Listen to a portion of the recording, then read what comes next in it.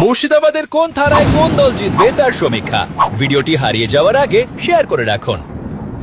মুর্শিদাবাদ ফারাক্কা কংগ্রেস, শামশেরগঞ্জ কংগ্রেস, সুতি তৃণমূল কংগ্রেস, জঙ্গিপুর তৃণমূল কংগ্রেস, রঘুনাথগঞ্জ তৃণমূল কংগ্রেস, সাগরদিঘি কংগ্রেস, লালগোলা কংগ্রেস, ভগবানগোলা কংগ্রেস, রানীনগর কংগ্রেস, মুর্শিদাবাদ বিজেপি, নবগ্রাম কংগ্রেস, খড়গ্রাম কংগ্রেস, বুরুয়ান তৃণমূল কংগ্রেস, কাঁধি কংগ্রেস, ভরতপুর তৃণমূল কংগ্রেস, রেজিনগর জনতা উন্নয়ন পার্টি, বেলডাঙ্গা জোট, বহরমপুর কংগ্রেস, হরিহরপাড়া তৃণমূল কংগ্রেস, নওদা তৃণমূল কংগ্রেস, ডোমকল তৃণমূল কংগ্রেস, জলঙ্গি জোট।